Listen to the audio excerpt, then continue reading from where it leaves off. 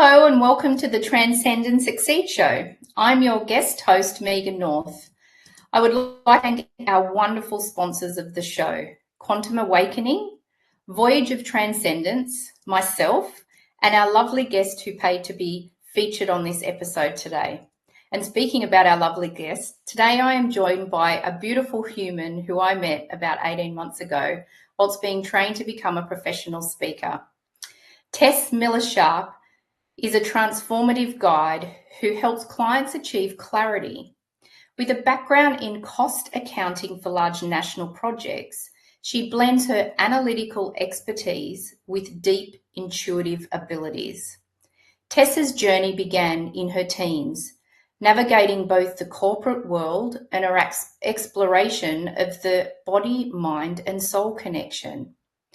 After leaving a toxic corporate environment to raise her two children, Tess faced the sudden loss of her father, leading her into a 9-year period of grief and depression. During this time, she trained and mastered structured intuition and the life alignment technique, using these tools to heal and transform herself, ultimately saving her life. As the co-founder of the Academy of Intuitive Mastery, Tess now teaches structured intuition and offers life alignment business kinesiology services. Additionally, as a mentor and coach at Speakers Institute, her strength lies in helping individuals clarify their core message and align their delivery for maximum impact. Tess's approach uniquely integrates practical skills with intuitive wisdom, empowering people to pursue goals that resonate with their deepest values. Her work exemplifies the power of self-awareness, radical honesty, and committed action in shaping lives and careers with profound impact. Welcome to the show, Tess. I've really been looking forward to this conversation. Thank you, Megan. Me as well.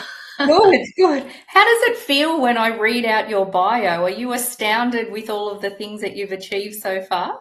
Yeah, actually, I go, who is this person? Really me? And I think that's one of the things that I might talk about actually as we get going. Yeah, great. All right. Well, let's get started because we've got a lot to cover today. Yeah. So let's start with the most significant things that have really shaped your life. And you talk about the most significant grief experiences have shaped your journey. Can you talk to us about that and delve a little deeper into what happened and how it changed your life? Yeah. It was a big journey. You know, they say in life that there's the major things which can cause you stress. Mm-hmm. Well, I ended up doing quite a lot of them all at once.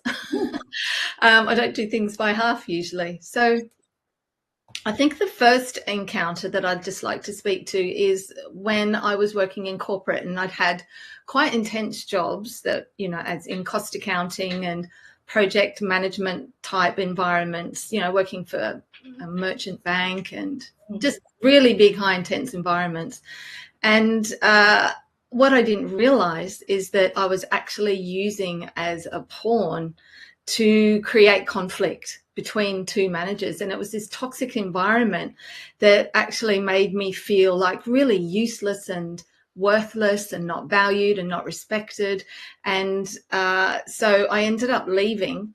And well, after a few years, I went in and refurbished my house, and I was the project manager for that. But then I went on to have children, and I swore I would never, ever go back to working in that kind of environment again. And I think it was the grief of being like a teenager, leaving school, and then, you know, going into my career, and then just all of a sudden having this big explosion of I can't have this in my environment anymore.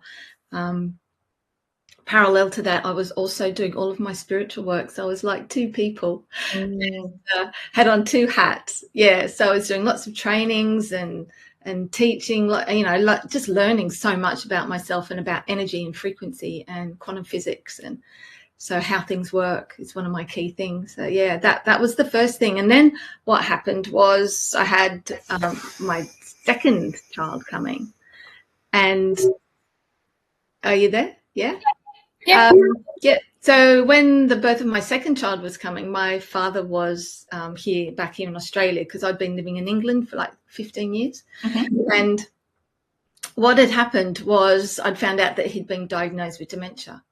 And so there was this part of me that was like, I'm never coming back to Australia. I feel like I'm at home in the UK. And then part of me was like, but my children will never be schooled in the UK. My children will be brought up in Australia. And so I had these conflicting thoughts, but I didn't actually realize that they were conflicting. They were just these two pathways, I guess you could say.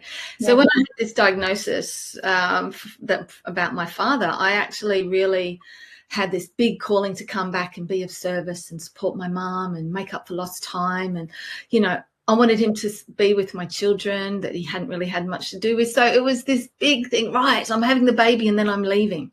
So I left everything that I'd built in the last 15 years, had this 9-week-old baby, landed back in Australia, landed back into family drama, my mum's high stress, the sadness of my dad and his state of him, you know, trying to find somewhere to live, my husband having to start his, you know, build his business here in Australia. And it was just too much. It was just outrageous. Yeah. And it was about 9 months after that, my father actually had an accident, and it's quite sudden. Oh. Passing was quite sudden. And my plan didn't go to plan. I had this, my head had worked out this plan of how it was going to be, and it didn't work. It didn't happen. And I lost utter faith in myself. I lost the confidence that I knew how to, you know, look after my family, how to look after my mom. There was lots and lots of stories going on. But I think what I lost the most was the champion, and that was my dad. I lost backbone, I guess you could say. Yeah. So it was really very, very painful. And I think I spent probably about 5 years not really knowing what was going on so much, maybe about 4 years. And then a friend said to me, I think you should come to this intuition training. And I was like, yeah, no, I'm not interested. And so she went and did it, and then she wanted to coach me. And I realized like how depressed I was. And she said, where do you see yourself in the next 5 years? And I said, probably just alive. That was the biggest hope, is just still to be alive. Hadn't even told my best friend that I was so low. So yeah, it was this big, huge shift in my life that actually ended up being 9 years by the time I really got out the other side. And that was only because I'd actually come across somebody who had taken their life quite suddenly by accident. And that helped me overlay what I learned from that over to my father's passing. And then that's when the real transformation anchored. Like, it had been happening, but it really anchored in then. So the gift of grief and that journey that I went on. And isn't it, I always think it's fascinating, because you had been doing a whole heap of work before that, you know, wearing two hats when you're in corporate. You had this intuitive spiritual side to you, and you'd been doing a lot of learning. But it's interesting when we go through these moments in time where we lose that. You know, you said that you'd lost your dad's champion. Sometimes I think we lose, as you said too, we lose our faith in ourselves and who we are. But I love the fact that as soon as you realized and made these realizations in your mind, you already had a lot of tools, I'm assuming, that you could then implement into your life, because you'd learned a lot from previously. I think what I'd been learning was about spiritualism, but also about energy and frequency. And, you know, angels, guides, ascended masters. I'd sort of been delving into that and the physical sense of it. But when it came to actually really knowing myself, I hadn't tapped into that yet. Yeah. And that's when my friends and my family and that weren't enough. And that was when my friend said, come and do this course. And so I ended up doing it like 6 months later or something. Yeah. And it was only a 2-day weekend. I did it, and my whole life changed from that point there on. Wow. Yeah, I had, well, the offer that I'm going to offer, at the end of this, I actually had these complete strangers do that for me, and I hadn't only known them for like maybe 6 hours. Right. Really spoken to them in that time. We'd only just come together, and they saw me like no one had ever seen me, or like I hadn't really seen myself. Beautiful. So that was the big pivotal change for me. And so what valuable lessons have you learned from these experiences? How have they influenced your outlook on life?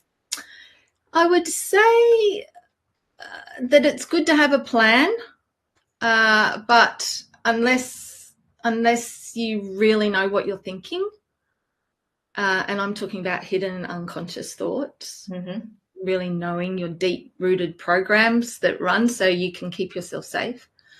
Unless you really know those, it's a bit like floundering around in the dark. And so then once you get this inner compass, once you get this deep knowing, and you can catch the monkey mind and you can realign, that's when I believe the true alchemy or the true magic happens, when you keep evolving and lifting your state into a place of truth and transparency and vulnerability. I love that. I love that. And I know that we'll talk a little bit more about that inner compass as the conversation flows. So what kind of support did you seek during these challenging times, and why was that support so important to you? Well, I kept myself busy. I really didn't like being at home alone. I mean, my daughter was my reason for living at that point. I had my son, but it was like this little baby, and that motherly thing had kicked in, yet I found myself not being able to get out of bed for days. And well, so as long as I was with people, I was okay, kind of felt happier. And I realized that I was actually faking it, really. I was putting on a mask. And it did help. And then after that, I found a kinesiologist actually in Sydney. And she wasn't a normal kinesiologist because she's looking at past lives, and she was looking in different dimensions, and she was doing all of this spiritual work and getting me to look at my body talk.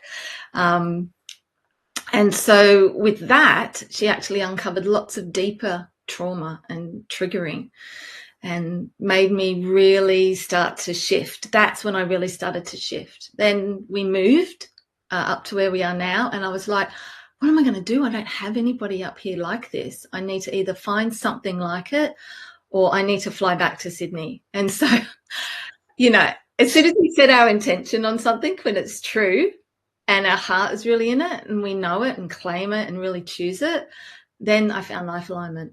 And that was a whole other level of connecting to my body. It's all around the energy in motion, or the stuck energy that's in the cells, which is not in motion. Right. So I really, really found that doing the intuition work and knowing myself, and then really dropping deeply into how I was feeling, because that's the thing that I'd shut down, was how I was really feeling. So it allowed me to connect back into that, and the two things together is where I really started to heal. Yeah. And do you think that also, like when you said that you came back and you had a plan and everything was, this was the plan, and then the plan didn't work out to be the plan. Do you think that, has that given you a little bit more of a sense of living in the moment, or a bit of a flow, because you've realized that you can't control everything in your life? I can't control everything in my life. It's a big lesson for me to actually realize that. It's great to have vision. It's great to have an end result that you're going for that's really true to your heart. And so however that works out, most people would call that the plan.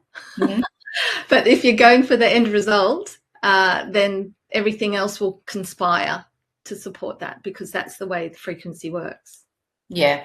And I think that it's a really good point, because I saw a diagram, I think it was on LinkedIn, one day recently, and it had, you know, how I thought my path would go, and it was just this beautiful linear up the ladder kind of thing, you know, perfect. And then it's how it's really gone, and it's like all this squiggle and over here and up there, and I think that for me, when I saw that as a visual, I kind of knew it in myself and intuitively, but when I saw it as a visual, I thought, isn't that interesting? Because it really made me reflect on, okay, I know that I've got what my plan is for the future, or what my outcome is, as you said, but actually I really need to trust and go into that trust mode of how it's actually going to happen may not be what's in my logical head.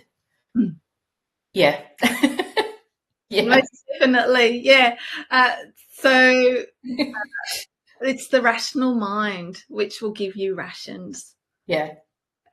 Which is why the intuitive framework is amazing, to be able to stop the monkey mind from telling you need to do this or you can't have that. Yeah. Interesting. So when we were talking, you talked about the spark of inspiration. So I know that you've developed your own technique. So it's the Tesla clarity technique. So TESLA, clarity technique. So can you share the moment or the experience that sparked this vision? Yeah, I think I was thinking hard about this. And I think it was when my husband and I were doing a balance together. I'm not quite sure what we were doing it on, whether he was balancing me, because he's done the life alignment training as well, and he's done all the intuition work as well. Mm-hmm. And so I think we were sitting there in a life alignment balance, and he was like, oh, I'm just not quite sure where to take the balance from now. And I said, well, why don't we just do the intuitive steps? Why don't we just, so what we do is we change our brainwave states on demand, and we step into a defined circle, and we drop into that outside the rational mind. And then I was like, wow, this is great. These two things go brilliantly together. Mm-hmm. And so with my clients, I actually step into the process with them. Right. Intuitively. And so I'm journeying with them. And so sometimes when they get stuck, I'm like, is it a sense of this feeling? And they're like, oh, yes, that's it. And so using these two things together, where we're deeply in contact with our body, and deeply open to inspiration or imagination. Mm-hmm. Just quickly, we make up everything. We make up absolutely everything in the world that we define as this or that, or so we might as well make up good stuff. Hey. Yeah, exactly. Yeah. I love that. And being an intuitive and a healer myself, I love that you then step in and you're on the journey as well, because sometimes I find, you know, I can do work on myself, but sometimes I also need to get out of my own way, because I actually can't really see, or I don't want to see, or my intuition isn't allowing me. You know, there's that safe mechanism that comes in that, oh, no, I don't want to trigger that. And so I love that, because I think that would really greatly help people who are very intuitive, or even if they're not intuitive, then you're actually highlighting some things that maybe they can't see themselves to help them on that healing journey. That's right. That's always about the questions we ask. Wow. Okay. Now, I want to talk more about this, but actually this feels like a good time for us to just hear from our sponsors. So we will come back to so do you pronounce it Tesla or Tesla? Tesla, great. All right, we'll come back to talking more about Tesla in a second.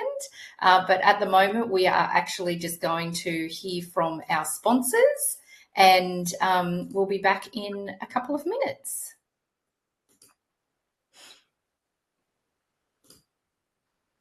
Sorry, my system is being a bit slow right now.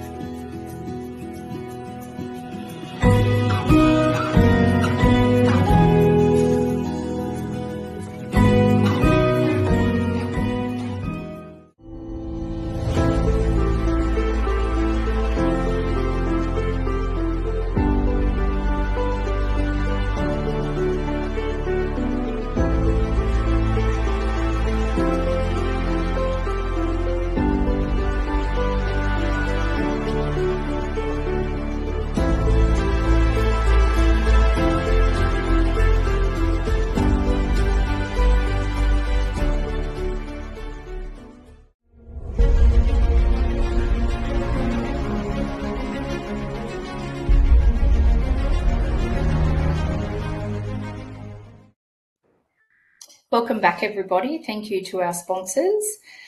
Now, Tess, we were talking about the Tesla technique, and so can you share with us, how do you balance the intuitive aspects of your work with the structured elements of the Tesla clarity technique? That's a good question. So a lot of people think that intuition will come along and, hit you over the face like a wet fish when you're not expecting it. It'll just be some epiphany or some light bulb moment that you'll have. And the thing is that structure has integrity. It's a bit of a strong statement, but whatever structure you have in place will have integrity.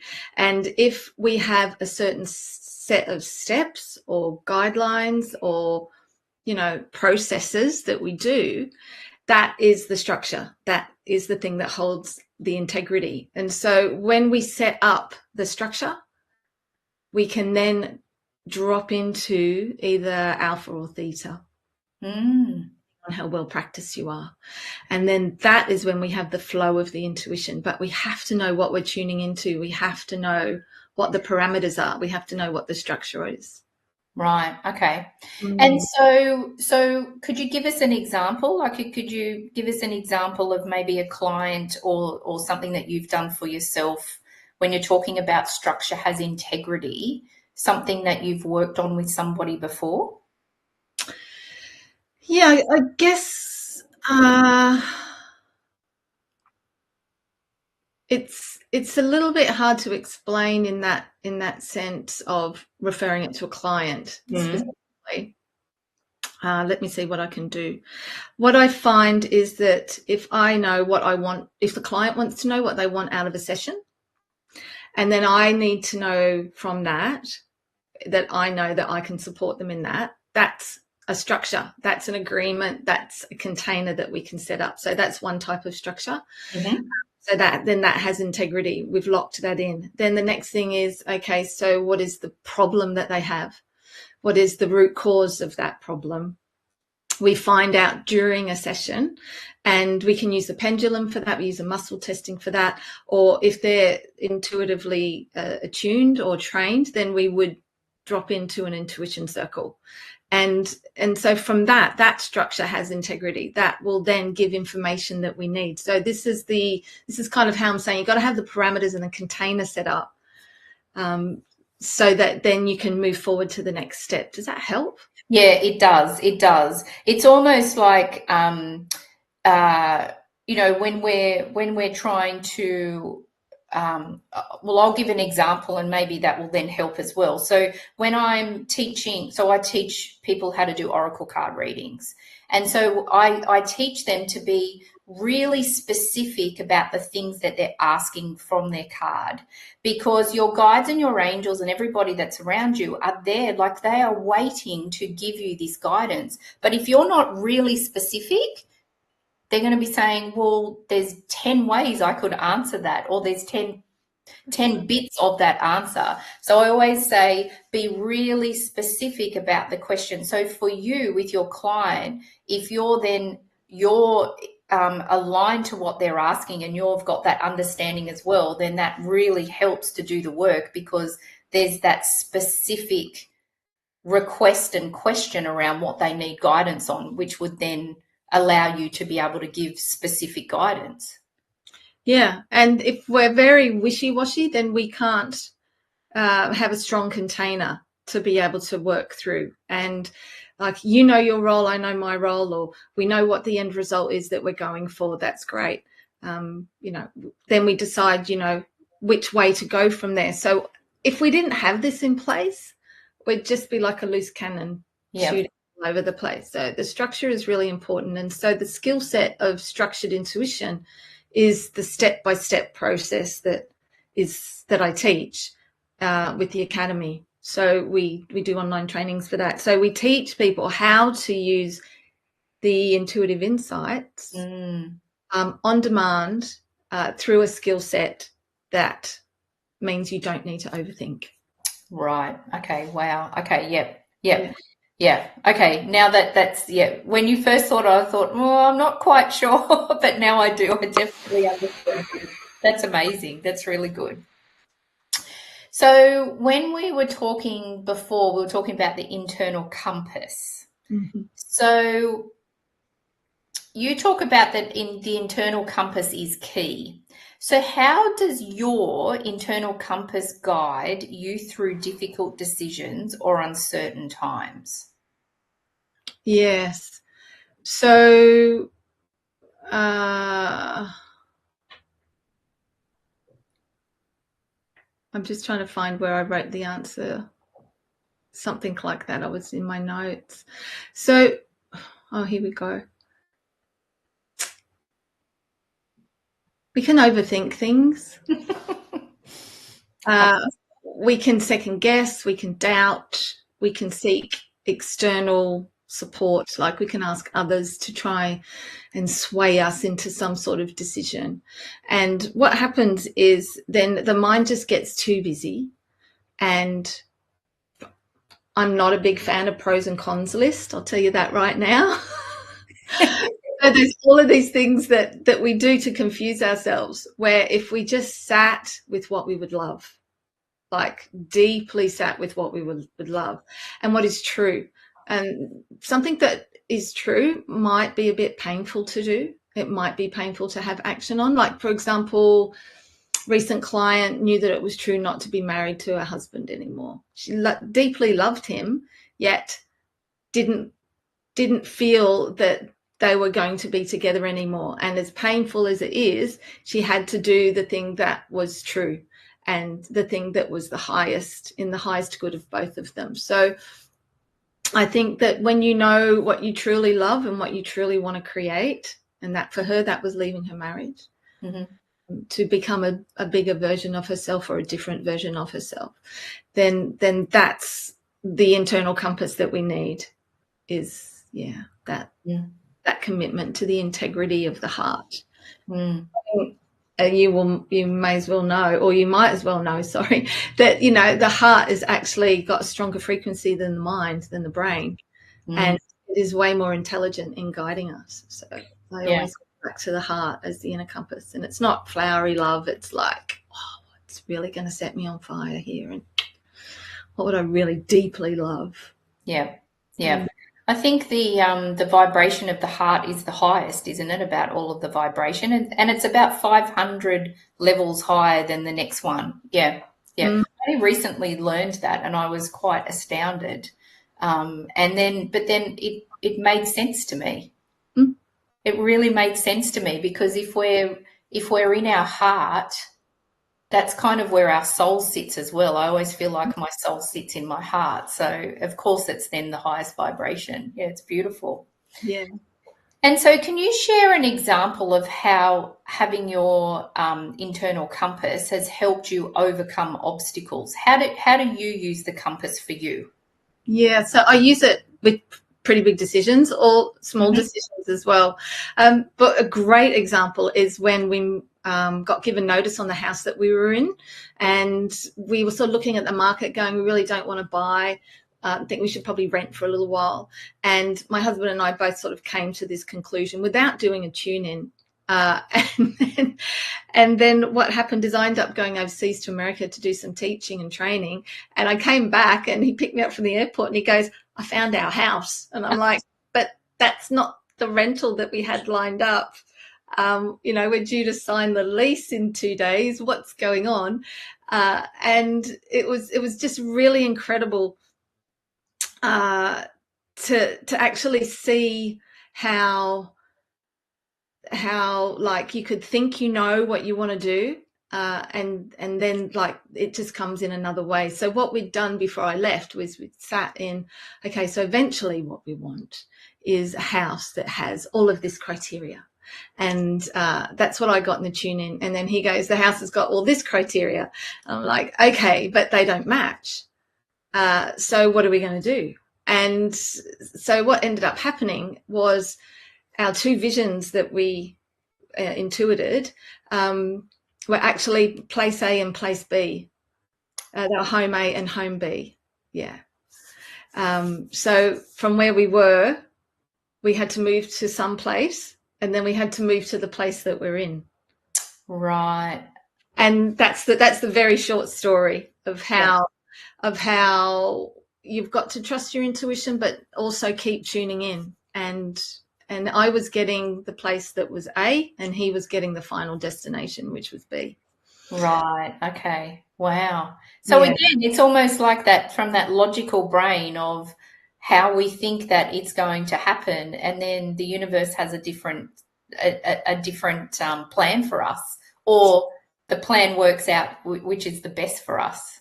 Yeah, well, I've got a little thing around the universe as well, actually, because if we're living in a quantum soup of vibration, then our most powerful heart resonance is the thing that is going to be created, because that's what we're inviting, the frequency match. So I think the universe or the quantum field just gives us back what we're predominantly focused on. And what we didn't realize is that we both had the same end result, but I was picking up on the middle step. So we both really knew what we were going for. So it was like, had to have a pool, had to have a sea view, had to be near great community for the children, all of those sorts of things. And it took us there in the end. But but I was looking for it further down the hill, and going past the houses going, is there a pool in there? Is there a house? Because that's kind of what I saw. And little did we know that was literally, as I drove past the street, I knew it was there. And then like probably 5 days later, someone said, hey, I've got a friend that's going overseas, and would you like to house sit in between where you're moving to? So it was just, it was wild. Wow, that is wild. My whole body just knew where this house was, yet it didn't match his vision. So it's not too complicated for to get. I hope that's simple. I think no, and do you know what I also think too, Tess? I think it's really lovely that you and your husband had completely different things on your lists, but actually, because you both just trusted that intuition and where you sat, instead of going, well, actually, that's not what I want and that's not what I want, you actually ended up getting both, because you had yours first, and then the longer vision was what he was seeing. Yeah, that's right. It's amazing. Yeah. Yeah, I think that's beautiful, really beautiful. Yeah, and that was just using structured intuition just to guide us into our heart's truth and the higher. Yeah, that's beautiful. That's a really great example, so thank you. And so what practices or techniques do you recommend for developing and strengthening one's internal compass? Well, I kind of said it earlier, which is focus creates your reality. Mm-hmm. It really does, whether you're conscious or unconscious to it. And if you're mindful and aware of the monkey mind chatter, telling yourself. So self-awareness really is the key, I think, for people to strengthen their, intuition and internal compass processes. Then the next thing I would recommend would be to know what you truly deeply want and choose it. I mean, choose it like you're choosing the most yummiest cake in the cake shop, like the thing that you really want. And there's part of you saying, yeah, but you shouldn't have it, because of all of these reasons why you shouldn't have it. But it's the thing that you really, if it's true and you really want it, then that's the other thing, is just like really choose it and choose the emotion. That's super important, is choose the emotion as well as the end result, and then let it go. Yeah. Like you have to let it go. And this is a beautiful, this is the beautiful way that we let the quantum field respond. If we keep asking for it and it doesn't come, then our underlying assumption is that it's not coming. Right. Okay. Yeah. Okay. Yeah. And it's interesting that you said about the feeling, because I think one of the things that I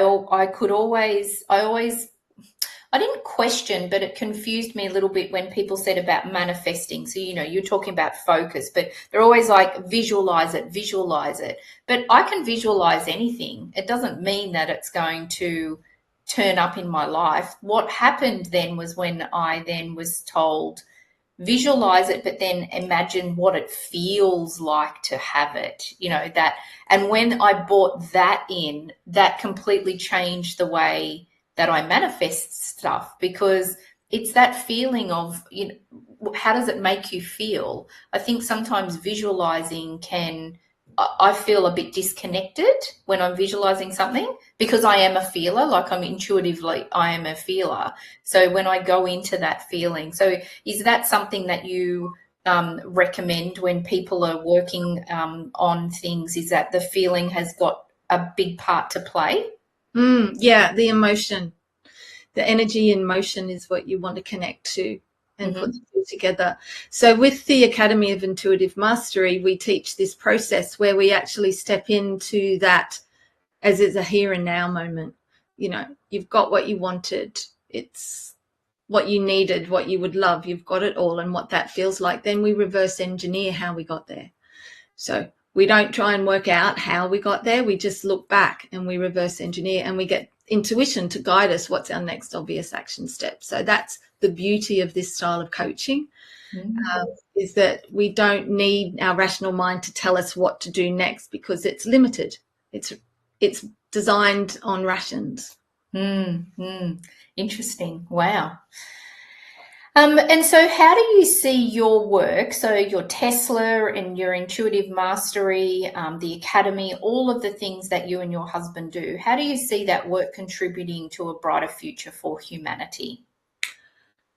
I think the one thing that people tend to do a lot of is overthink. So I feel that these kind of skill sets, I like to call them skill sets, or what's in your toolbox, that they can really help with stopping the overthinking. You can access higher states of creativity, higher states of just higher states of vibration, really, where you're just in an elevated emotion. And also it just helps people to, like I say, reverse engineer rather than try and work out how. Yeah. Yeah. I like kind of time warping, if you're a Star Trekky kind of person. Hold the space-time continuum and just, Yeah. Wow, that is really Star Trekky. Yeah, it is. And I think with this sort of whole process is to compassionately create what you would love in the world. Is, don't set your standards too high. Don't berate yourself because you made a mistake. All of those things that people do to, pull yourself together, like, it's hard work. We're just a multifaceted, shining diamond of different parts of ourselves that are in competition to be seen or to kept safe. And like, which part is trying to run the show? So just compassionately working with the egoic resistance and really trusting the skill set of structured intuition to be able to deliver higher states of creativity. Yeah. And so when you talk about having compassion for yourself, is there anything or any tips that you could share with the audience of how, what do you do when you need to be compassionate towards yourself?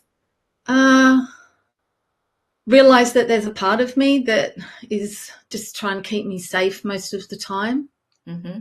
Doesn't want me to risk it. Doesn't want me to feel bad or disappoint people.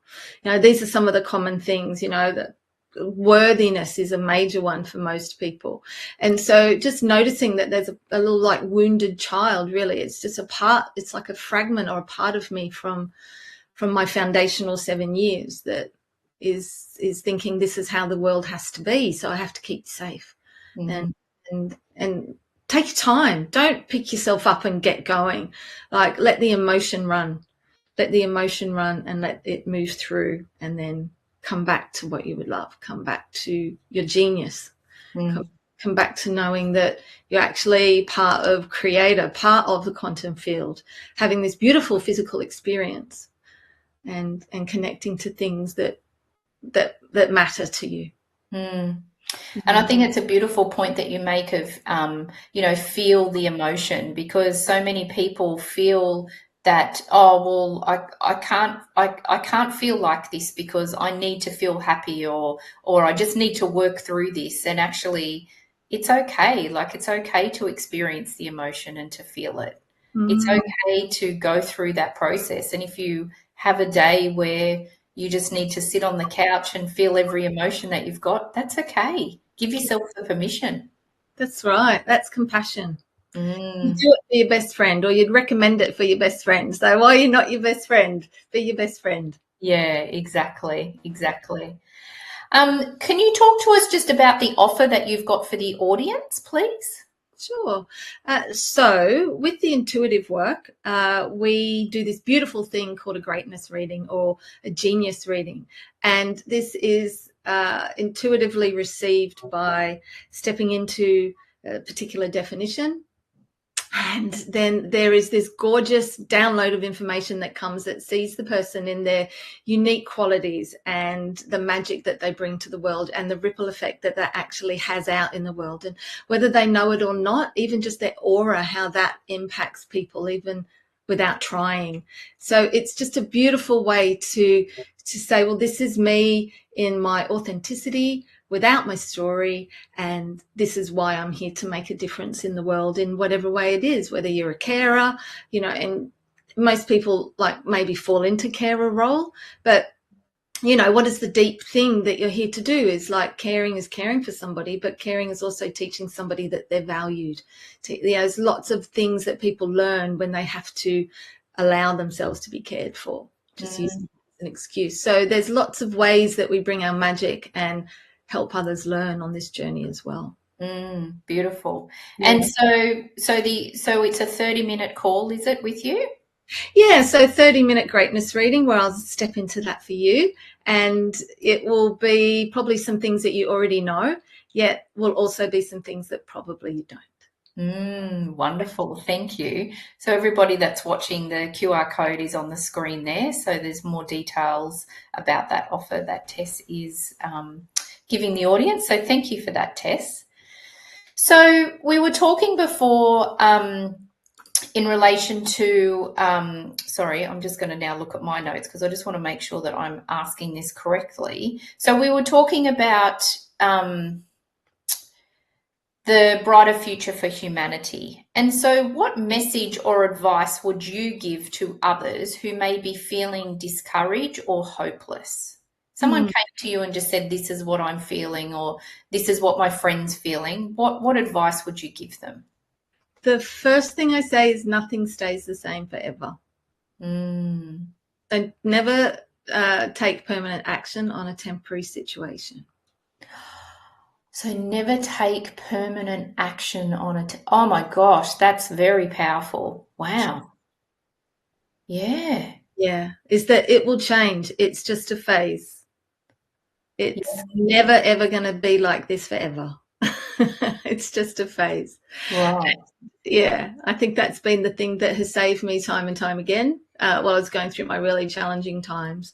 And the other thing is that I was saying this to my daughter the other day, was that, she's gone through a bit of a tough period. And I said to her, it's okay, because you're just unpacking lots of thoughts and having lots of feelings about things that don't necessarily want to be how you want to be. Like they're not who you want to be or how you want to feel, but they're there.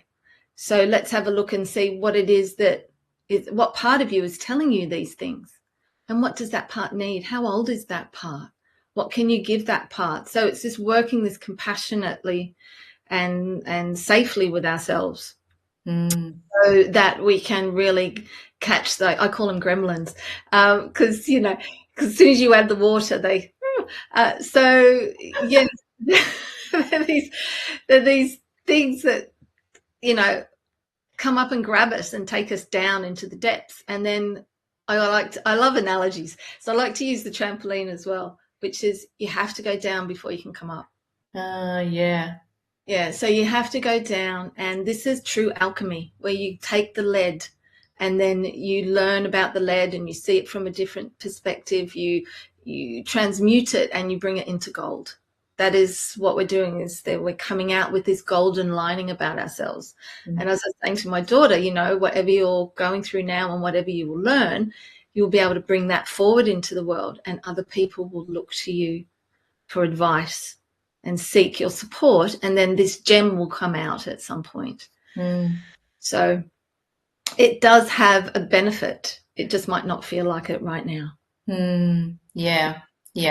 We can't, you know, they say you need a village to raise a child. I think you actually need a village to raise anybody up to a higher state. So yeah, absolutely. And I love that self-compassion comes in again, because we are so hard on ourselves as human beings, aren't we?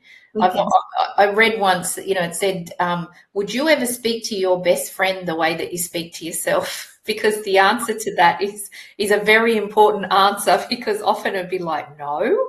Yeah, we do beat ourselves up. So that self-compassion, I think, really important. Yeah. And also, you're never alone.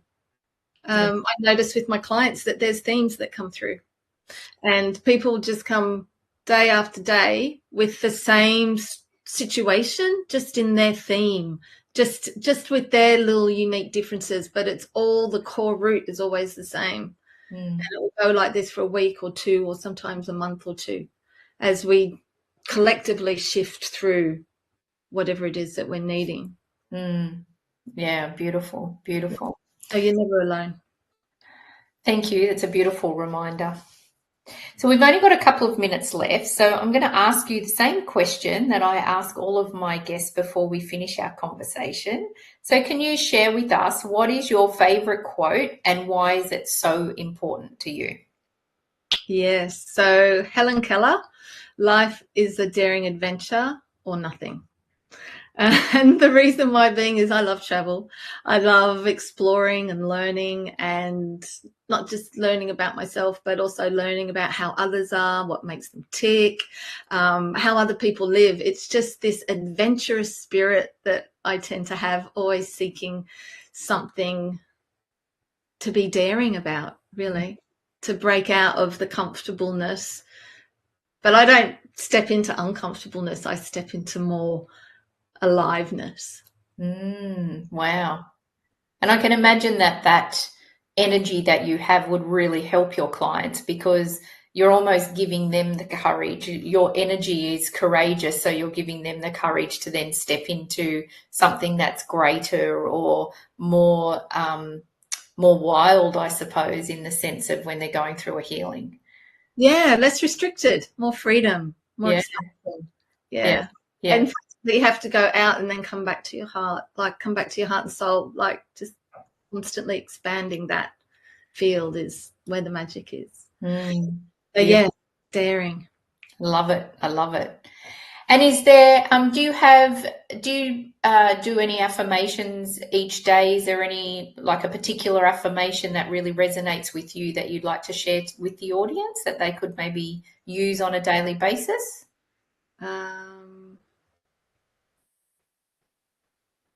So with the intuitive work, we have a set of choices, or what we call end results. The end results are in the choices, actually. So they're not affirmations, but they're statements of what we're going for. So that's what I use. And so one that is one of the core statements is, I choose being the predominant creative force in my life. I choose being the predominant creative force in my life. So that takes ownership of the heart, the soul, what you would love.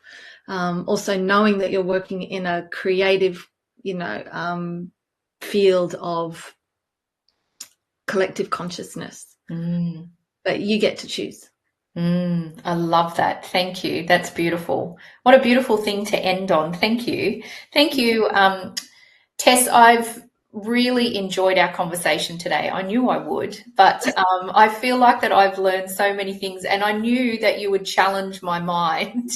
I love spending time with you, and always, because when I get to spend time with you, you really get me thinking, and today you really did as well. So thank you for that. And I have no doubt that the audience will have many pages of notes that they probably need to read over on the weekend. So thank you so much again for spending this time with us today. And thank you also to all of our amazing and dedicated audience, our supporters, and to our sponsors. I hope you all have an amazing and beautiful weekend, and I look forward to seeing you next week. And again, thank you so much, Tess. Thank you. Thanks. Thanks, everyone.